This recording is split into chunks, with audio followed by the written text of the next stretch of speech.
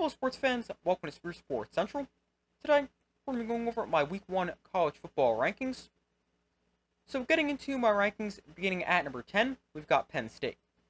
So, Penn State, I think they're a good team. I'm not quite as high on them as some other people might be, but I think Penn State is good. I do have a few concerns, though, and the first is the passing game, and more specifically, quarterback Drew Allar.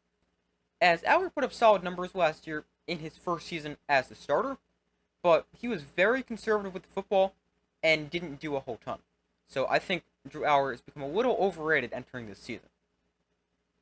Now, the Penn State offense is built around the run game, and they will have a really good run game, as they have an outstanding running back duo of Nick Singleton and Katron Allen, as the two combined for 1,600 yards last year.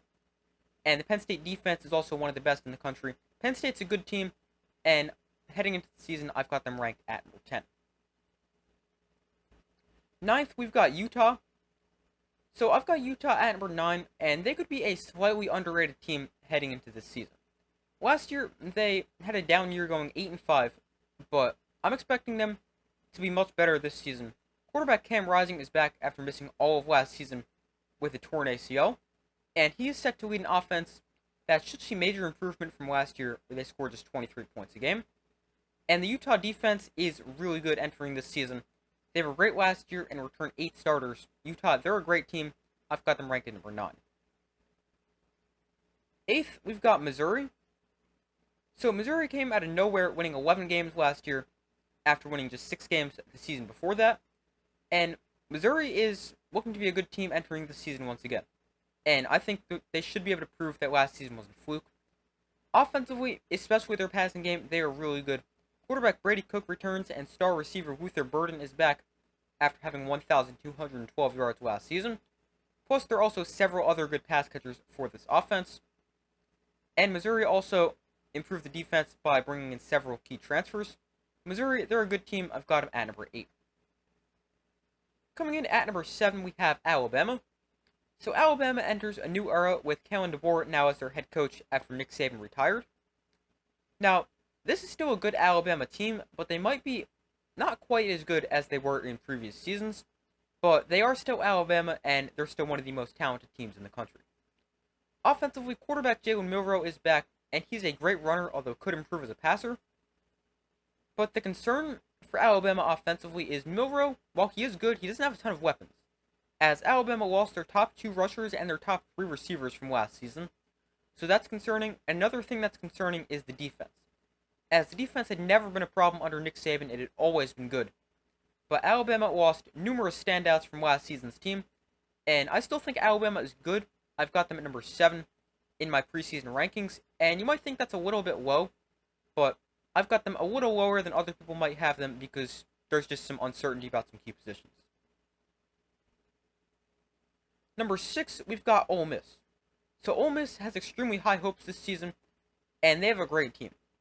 Offensively, they're really good. Quarterback Jackson Dart is back, and he has a great receiver corps with an outstanding trio of Trey Harris, Jordan Watkins, and Juice Wells.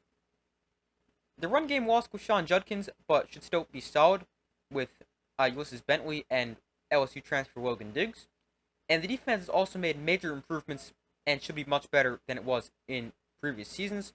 Ole Miss, they're a team that should be quite good this year. I think they're a great team entering this season at number 6.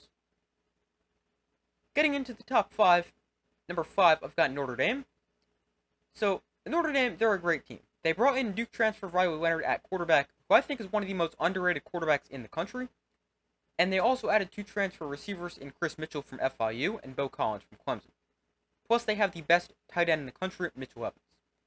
Then on the defensive side of the ball, Notre Dame was great last season, and they have a great defense heading into this season once again, returning most key contributors from last season's defense.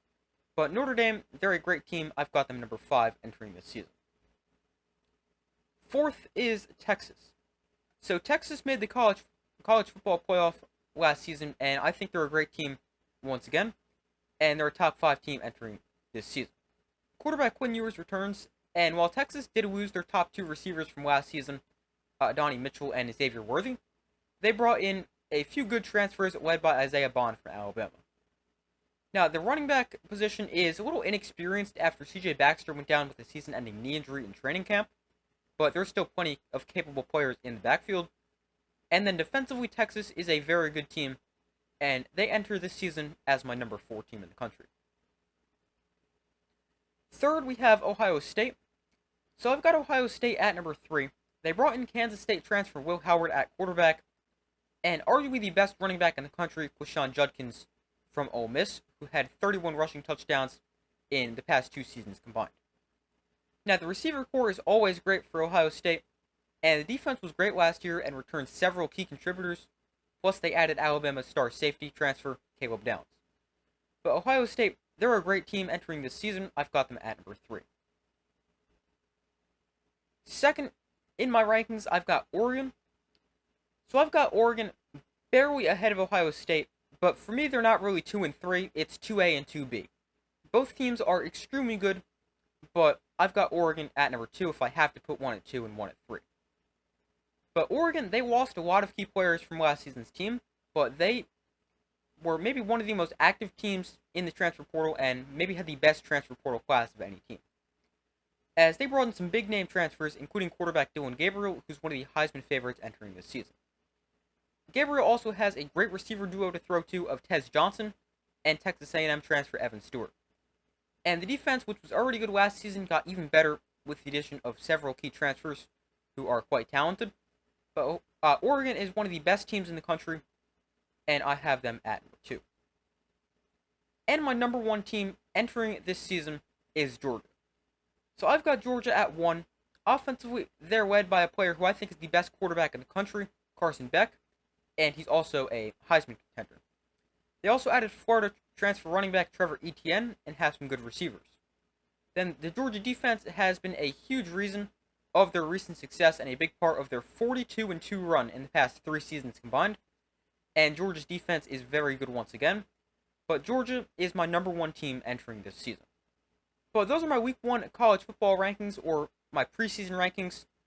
And if you guys want a more in-depth breakdown or a season preview for any other Power 5 team, then click on the top right corner of your screen for my college football predictions, where I go over my predictions for every single Power 5 team, as well as my college football playoff predictions. But those are my week 1 college football rankings. Thank you guys for watching. Be sure to like this video, subscribe, turn notifications so you don't miss any of the upcoming videos. I do my best to post as often as possible. I will see you in the next video.